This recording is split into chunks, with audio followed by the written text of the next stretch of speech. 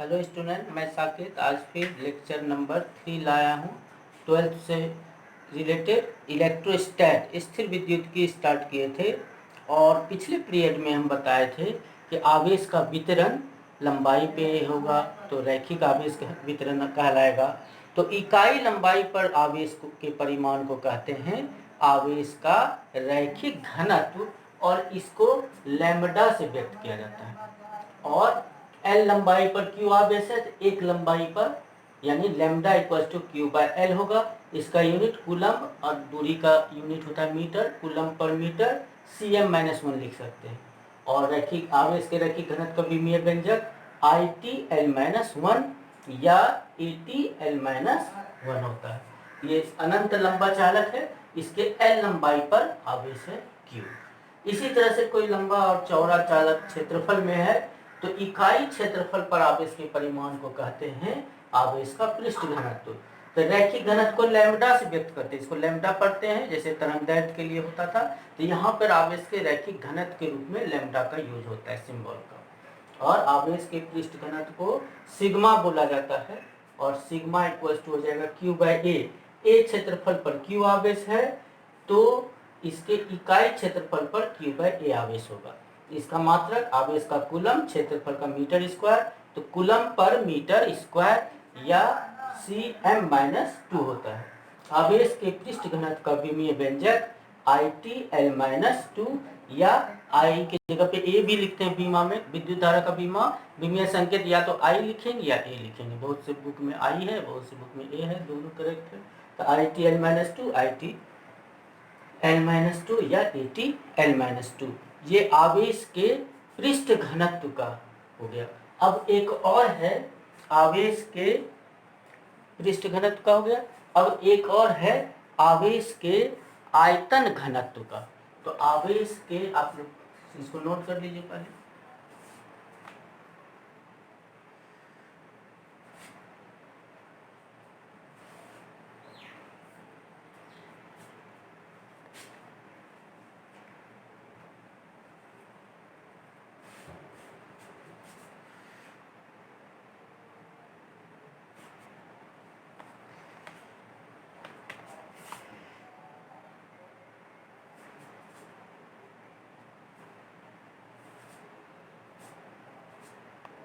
दो नंबर हो गया। अब थर्ड नंबर में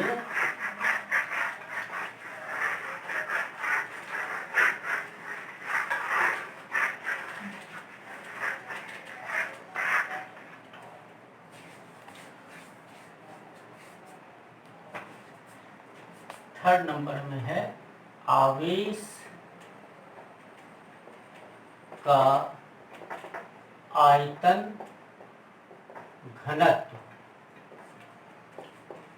वॉल्यूम डेंसिटी ऑफ चार्ज। चालक के इकाई आयतन पर आवेश के परिमाण को आवेश का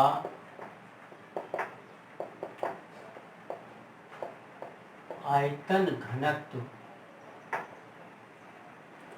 कहते हैं, जिसे रो, ये रो अक्षर है घनत्व के लिए, जिसे रो से व्यक्त किया जाता है यदि चालक के भी आयतन पर क्यू आवेश हो तो आवेश का आयतन घनत्व रो इक्वल्स टू क्यू बाय भी। इसमें भी बना सकते हैं फिगर, इसको थोड़ा सा मोटा कर दिए, प्लस प्लस प्लस, तो इस पर रो आवेश है। आवेश के आयतन घनत्व का SI मात्रक। तो इसमें आवेश का मात्रक कूलम्ब, आयतन का मीटर क्यूब, या इसको लिखेंगे Cm-3। C और m को थोड़ा सा दूर पर लिखेंगे डिस्टेंस बना के। आवेश के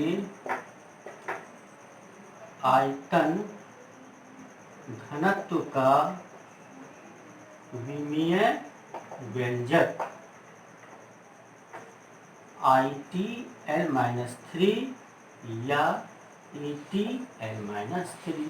आवेश का AT हो गया, क्षेत्रफल में L पे -2 हुआ था, लंबाई में L पे -1 हुआ था, एक ही लंबाई पर लंबाई का स्क्वायर क्षेत्रफल में था, आयतन में L पे -3।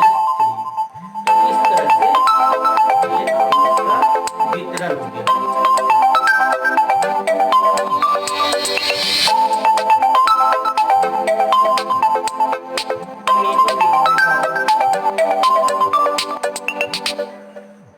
अभी स्टॉप करो।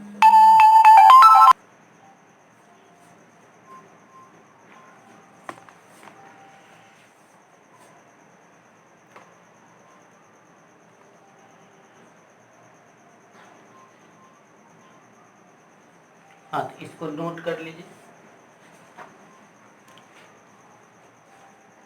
अब इसको नोट करके अब इस पे कुछ न्यूमेरिकल्स बताते हैं। न्यूमेरिकल्स बनाना है।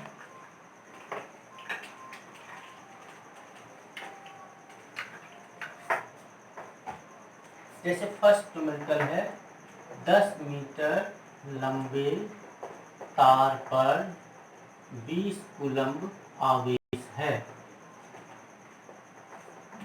आवेश का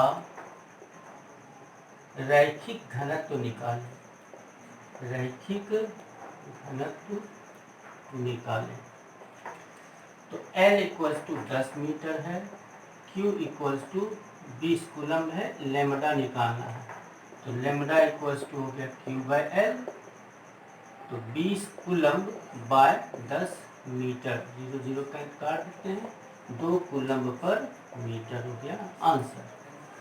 अब कहेगा क्वेश्चन नंबर 2 में 2 cm भुजा वाले घन पर 12 माइक्रो कूलम्ब आवेश है। आवेश का पृष्ठ घनत्व ज्ञात करें। आवेश का पृष्ठ घनत्व निकालना है। तो घन की प्रत्येक भुजा A है 2 cm और घन का क्षेत्रफल होता है 6 × A², 6 × भुजा स्क्वायर। तो और इसको मीटर में बदल लेंगे, 2 × 2 मीटर, मतलब 100 से भाग दिए। माइक्रो कूलम्ब जो होता है इतना मीटर स्क्वायर हो गया। तो 6 × 4 × 10⁻⁴ मीटर स्क्वायर हो गया। क्यू का मान दिया हुआ है 12 माइक्रो कूलम्ब। तो माइक्रो के रूप में भी आंसर रख सकते हैं।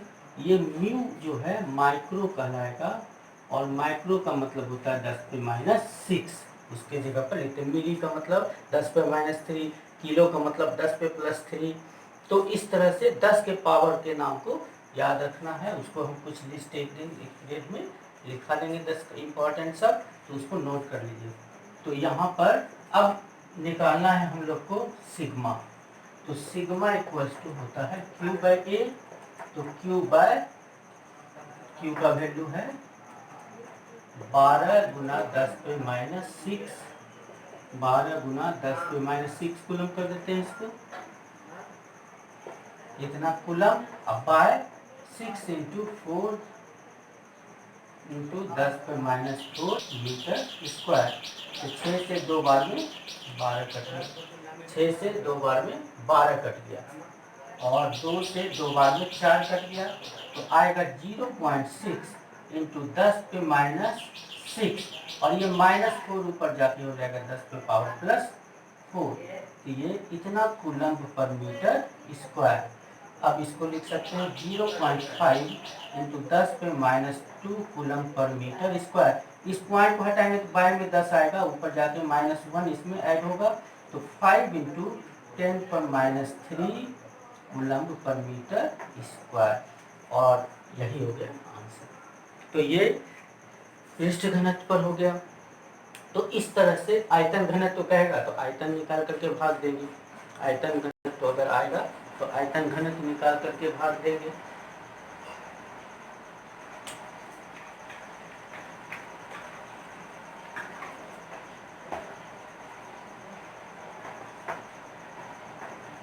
दस मीटर त्रिज्या वाले गोलीय चालक पर 314 माइक्रोकूलम्ब आवेश हैं। आवेश के आयतन घनत्व का मान ज्ञात करें। तो यहाँ पे R है 10 मीटर और Q है 314 माइक्रोकूलम्ब। इसको लिखेंगे 314 इंटू 10 पे -6 कूलम्ब। माइक्रो मतलब 10 पे -6 कूलम्ब। अब हम लोग को रो निकालना है, तो रो निकालते हैं। रो इक्वल्स टू तो रो इक्वल्स टू होता है Q/V। तो रो इक्वल्स टू Q का वैल्यू 314 इंटू 10 पे -6 बाय आयतन जो है गोला का 4/3 पाई r क्यूब होता है। भी गोला का 4/3 पाई r क्यूब होता है। तो 4/3 पाई का वैल्यू 3.14, r का वैल्यू 10/3, इतना कूलम्ब पर मीटर क्यूब में आएगा। और इसमें क्या करेंगे, ये 3 बाय वाला ऊपर चला जाएगा, 3 इंटू 314 इंटू 10 पर -6, ये वाला -3 ऊपर चला जाएगा और ये पॉइंट हटेगा तो एक और +2 ऊपर चला जाएगा। ये दोनों पॉइंट जो हटा है बाई में 100 आएगा तो ऊपर जाएगा, तो उसी को 10 पे +2 अपने आप ऊपर जा रहा है तो प्लस ही रहेगा पावर। ये दोनों को हम कैंसिल कर देते हैं और एक 4 है नीचे में। 3/4 रो इक्वल्स टू 3/4 इंटू 10 पर पावर -6 -3 -9 +2 -7 कूलम्ब पर मीटर क्यूब। अब इसको डिवाइड करेंगे 4 से 3 में तो पॉइंट देंगे 0.75 इंटू 10 पर -7 कूलम्ब पर मीटर क्यूब। और पॉइंट के पहले अशून्य अंक रहना चाहिए, पॉइंट के पहले एक ही अशून्य अंक रहना चाहिए। तो हम लोग को इस पॉइंट को इधर करना पड़ेगा। इसको लिखेंगे 7.5 इंटू 10 पर -8 कूलम्ब पर मीटर क्यूब। इसमें हम लोग को इसके लिए क्या करना पड़ेगा, 10 से मल्टीप्लाई डिवाइड करेंगे। राइट साइड ले जाने के लिए जितना अंक ले जाना है दाहिना तरफ 10 पर उतना पावर से गुना करेंगे, तो भाग भी करना पड़ेगा बैलेंसिंग के लिए। तो इस 10 का उपयोग कर दिए पॉइंट को यहाँ लाने में, तो बाय वाला 10 तो बच गया, तो इसको ऊपर कर दिए तो -8 कूलम्ब पर मीटर क्यूब। तो ये तो डायरेक्ट क्वेश्चन हो गया। अब इसमें कुछ स्पेशल क्वेश्चन आएगा, नोट कीजिए।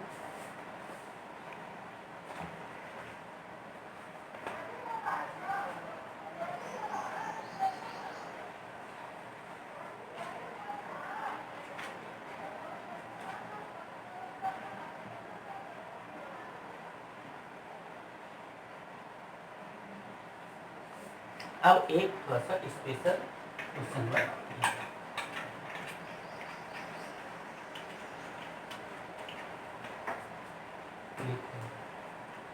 दो गोलीय चालकों पर आवेश के परिमाण समान हैं। दो गोलीय चालकों पर आवेश के परिमाण समान हैं।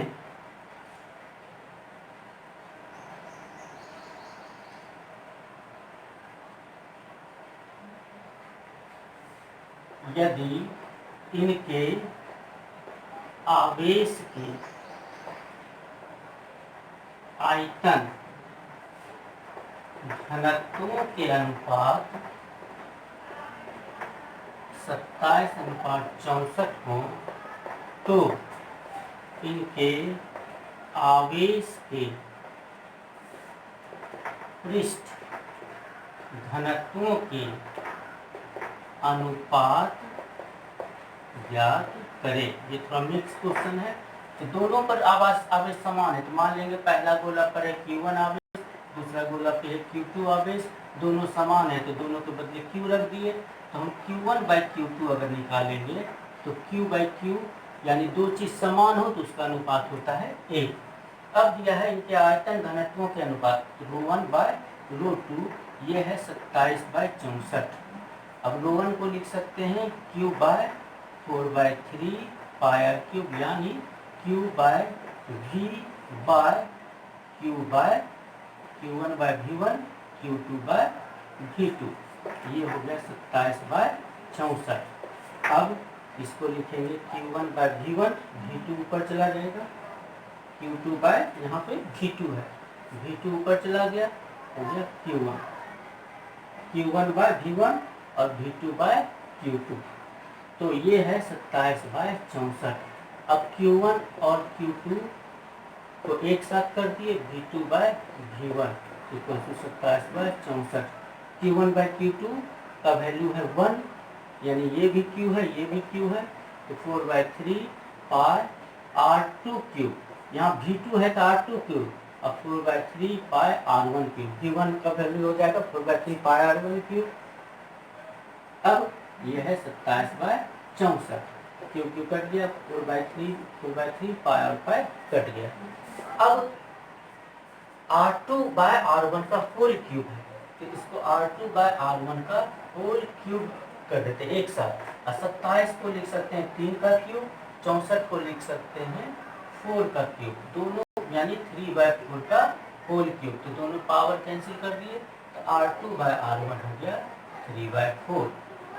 यहाँ पर R2/R1 का वैल्यू 3/4। अब हमको निकालना है σ1/σ2, तो ये होगा Q1/A1/Q2/A2, ये हो गया Q1/Q2 इंटू A2/A1। Q1 भी Q है, Q2 भी Q है। गोला का फॉर्मूला होता है क्षेत्रफल का 4πr², 4πr², 4πr1², 4π कैंसिल, इसको लिखेंगे R2/R1 का होल स्क्वायर, और R2/R1 का वैल्यू लाए हैं 3/4 का होल स्क्वायर, तो इसको करेंगे 9/16, ये क्या आंसर। तो यहाँ पर रेडियस नहीं दिया हुआ था, रेडियस के अनुपात से निकाले, तो ये मिक्स टाइप का क्वेश्चन हो गया। अब इसमें जो आगे का टॉपिक है वो है आवेश का क्वांटीकरण। ये एक बहुत इम्पोर्टेंट है और यहाँ से इलेक्ट्रोस्टैट का फर्स्ट बेसिक फार्मूला स्टार्ट होता है। ऐसे ये भी टॉपिक है उसके पहले का ही, तो बहुत लोग इसको नहीं भी पढ़ाते हैं, लेकिन ये एग्जाम में आ चुका है। इसका SI बीमा क्या है, आवेश के पृष्ठ घनत्व का बीमा क्या है, इसलिए कुछ छोड़ना नहीं है और फार्मूला बाय फार्मूला सब पढ़ना है। तो अब आगे का टॉपिक है आवेश का क्वांटीकरण।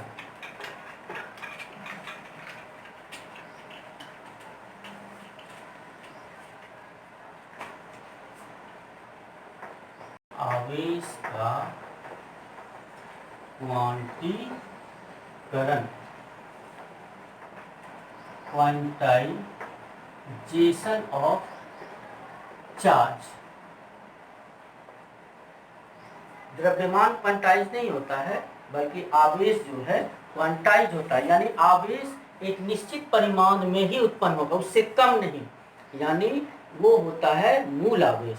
तो आवेश जो है मूल आवेश के रूप में ही, एक मूल आवेश का वैल्यू होता है 1.6 × 10⁻19 कूलम, यानी एक इलेक्ट्रॉन, कम से कम एक इलेक्ट्रॉन जरूर ट्रांसफर होगा। इलेक्ट्रॉन आधा अधूरा ट्रांसफर नहीं होगा, आधा इलेक्ट्रॉन नहीं, 1.5 इलेक्ट्रॉन नहीं, यानी पूर्णांक में ही ट्रांसफर होगा, भिन्न में नहीं। इसी सिद्धांत को कहते हैं आवेश का क्वांटीकरण। द्रव्यमान क्वांटीकृत नहीं होता है, लेकिन आवेश क्वांटीकृत होता है। आवेश के किसी वस्तु पर आवेश, किसी वस्तु पर प्रकट आवेश का परिमाण Q वस्तु से परिमाण मूल आवेश E का पूर्णांक गुणज होता है। इसके पहले हम ये भी लिख सकते हैं कि इलेक्ट्रॉनों के स्थानांतरण के कारण किसी वस्तु पर प्रकट आवेश का परिमाण Q मूल आवेश E का पूर्णांक गुणज होता है। इलेक्ट्रॉनों के स्थानांतरण के कारण किसी वस्तु पर प्रकट आवेश का परिमाण Q ब्रैकेट में मूल आवेश E का पूर्णांक गुणज होता है। यानी जैसे किसी वस्तु से एक इलेक्ट्रॉन ट्रांसफर हुआ तो आवेश होगा एक E का मतलब है 1 × 1.6 10⁻19 कूलम। 2 इलेक्ट्रॉन ट्रांसफर हो गया तो 2E 2 × 1.6 × 10⁻19 कूलम। इसी तरह 3 होगा 3। तो इसी तरह जनरल में अगर मान लेते हैं n कोई भी मान हो सकता है पूर्णांक में, n इलेक्ट्रॉन ट्रांसफर हो तो आवेश Q Ne होगा। यही क्वांटीकरण का सूत्र है, ऑब्जेक्टिव में आया है, आवेश के क्वांटीकरण को व्यक्त करने वाला सूत्र है। तो Q Ne, तो आवेश का पूर्णांक गुणज होता है, अर्थात Q बराबर Ne, जबकि n बराबर स्थानांतरित इलेक्ट्रॉनों की संख्या जो हमेशा एक पूर्णांक होता है। यानी इसका वैल्यू 1 2 3 1.2 नहीं, 1.5 न पॉइंट में न भिन्न में नहीं रहेगा, और E मूल आवेश, और इसका वैल्यू निश्चित होता है 1 पॉइंट, यहाँ पॉइंट है 0.6 × 10⁻19 कूलम। यदि वस्तु में इलेक्ट्रॉनों की कमी हो तो Q होगा धनात्मक। यदि वस्तु में इलेक्ट्रॉनों की वृद्धि हो तो Q बराबर होगा ऋणात्मक। यानी Q प्लस और माइनस दो प्रकृति का होता है। इलेक्ट्रॉन के स्थानांतरण पर निर्भर करता है कि इलेक्ट्रॉन इससे निकला या इलेक्ट्रॉन इस पर आया। इलेक्ट्रॉन बढ़ेगा किसी में तो प्लस में आवेश, माइनस में आवेश आएगा, ऋण आवेश, और इलेक्ट्रॉन घटेगा किसी में तो धन आवेश। तो Q Ne, ये है आवेश का क्वांटीकरण। तो अब इस पर एक महत्वपूर्ण न्यूमेरिकल है जो कि CBSE में भी आता है, बिहार बोर्ड में भी सबसे इजी, कि जैसे हम कहते हैं कि एक कूलम चार्ज देखने में छोटा लगता है, लेकिन एक कूलम चार्ज में बहुत इलेक्ट्रॉन मिलके बनता है। एक कूलम चार्ज जो होता है उसमें 2-4 इलेक्ट्रॉन से नहीं, इसमें बहुत सारा। तो उसी पर पहला न्यूमेरिकल इसमें आता है जिसको बता रहे हैं कि एक कूलम आवेश कितने इलेक्ट्रॉनों के आवेश से प्राप्त होता है। तो यहाँ Q 1 कूलम दिया हुआ है, n का वैल्यू पूछ रहा है, E का वैल्यू हम 1.6 × 10⁻19 कूलम रखेंगे। तो आवेश के क्वांटीकरण के अनुसार Q होता है Ne, तो n हो जाएगा Q/E। तो 1 कूलम पर 1.6 10⁻19 कूलम। C और C कट गया, इतना इलेक्ट्रॉन बचेगा। ये हो गया 10/16, 10 पर